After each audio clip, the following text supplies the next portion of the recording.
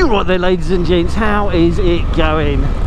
I'm out on Duffy, as you can see, my V Strom 800 RE, and I'm out doing a little bit of a shakedown ride. The keen-eyed amongst you, and I know there are a few of you, will notice that my handlebars are no longer silver, they are now black. Well, I've changed them.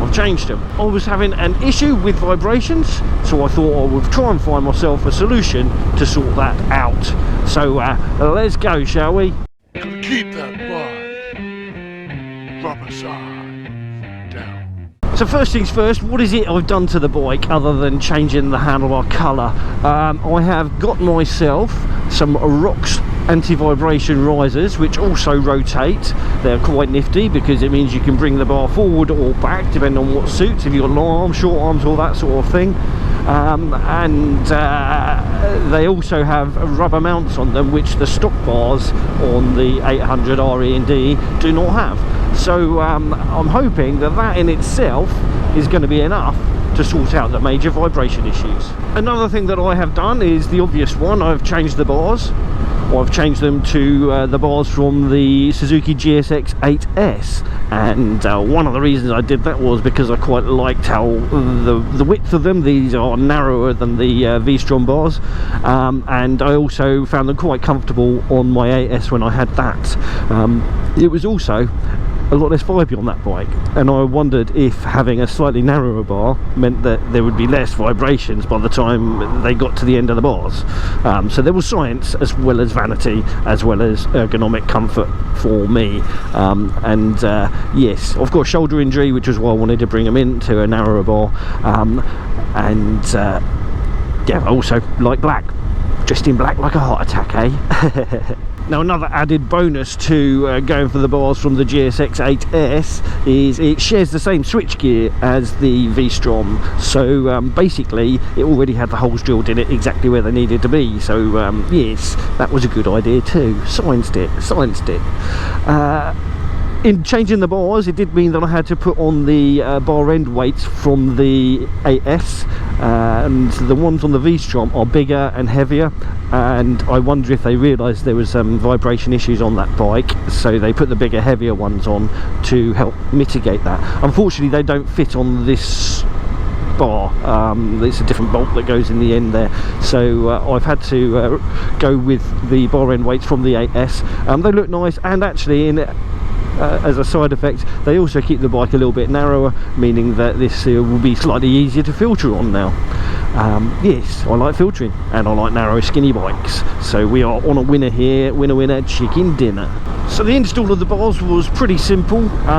Yes, it's basically undo the 4 Allen bolts that hold the bar clamps on, take off the bar, put the Rox risers in there, put the clamps back on, and clamp them down in a nice straight angle. And that is one of the things I have not done right. It's something I'm going to have to do when I get home, and it looks like it's about to rain. I've put this one slightly further forward and this one slightly further back, and we'll talk about that potential consequence in a minute. But yes, it is a dead simple install.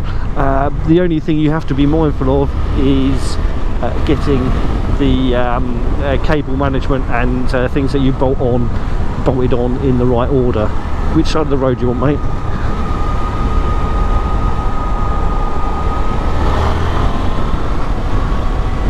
Yeah, the only things you have to worry about when you're putting it together is making sure you get things done in the right order, because if you are changing the handlebars, then obviously you're putting grips on and stuff like that, and throttle cables, throttle tubes and things. Remembering the order you took things off of the old bar is quite important, and it did catch me out on a couple of little bits. Mainly I forgot that the throttle has got a ring in the switchgear there, which you need to put on, as opposed to just clamping the whole switchgear around the bar there. So yes, that is something to remember, and make sure you just take notes of the order you do things. I would suggest, to make your life easier, that you maybe mark the Rox risers with like some removable ink pen or something like that, or pencil or chalk or crayon or something, at the top dead center or the angle that you want them at, just to stop you doing what I did. There is no markings on them, they're just standardized, so it does mean that you either have to eyeball it and be pretty good at eyeballing things, or you might end up struggling like I did. It's only going to mean that I've got to undo or loosen off four bolts, but it is a bit of a pain that I've got that situation. I'm not uncomfortable here at the moment, but I am aware that the bars are twisted and I can visually see it too. So yeah, I've got smaller bar end weights on here than the stock V Strom, shorter or narrower bars. The sweep is very, very similar, to be honest. It's just that they are not as high up, so it's less metal. But pretty much exactly the same ergonomics now, because of how I've got it all set up. So like the riser comes up, but because these bars are lower, it all works out about even. Fantastic stuff. We like fantastic stuff. So I guess you want to know if they actually work or not. Do they reduce the vibrations? Well, I've been riding a little while now on this ride. This is my first shakedown ride, obviously, so it's not a full-on million-mile road test, but there is definitely, from what I can tell so far, with a mixture of town riding and country riding, a definite reduction in vibrations, but there is not an elimination of them.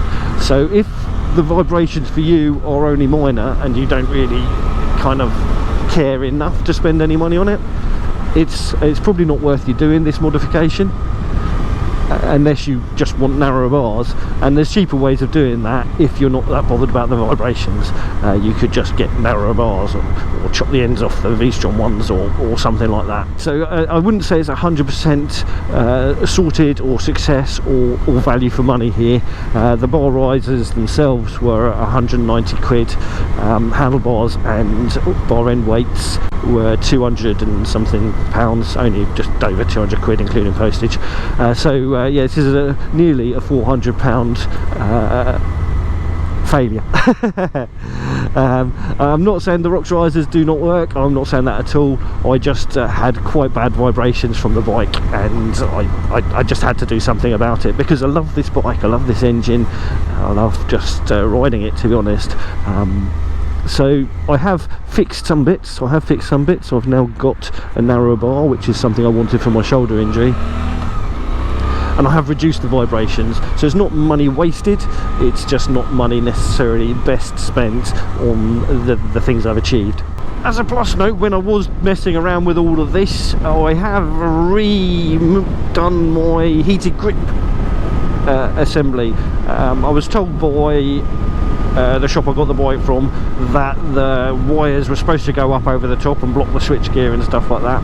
I didn't believe them, but without dismantling the bike I couldn't actually see what was what, so I just rerouted the cables a little bit so that they didn't block the switchgear.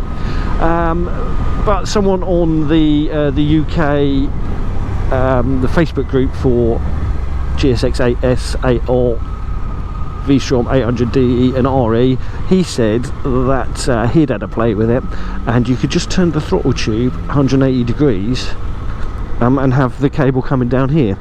And I was like, when I saw the pictures, I didn't quite like what he'd done, because it looked less neat than what I'd done. But actually what he had done was a much better idea.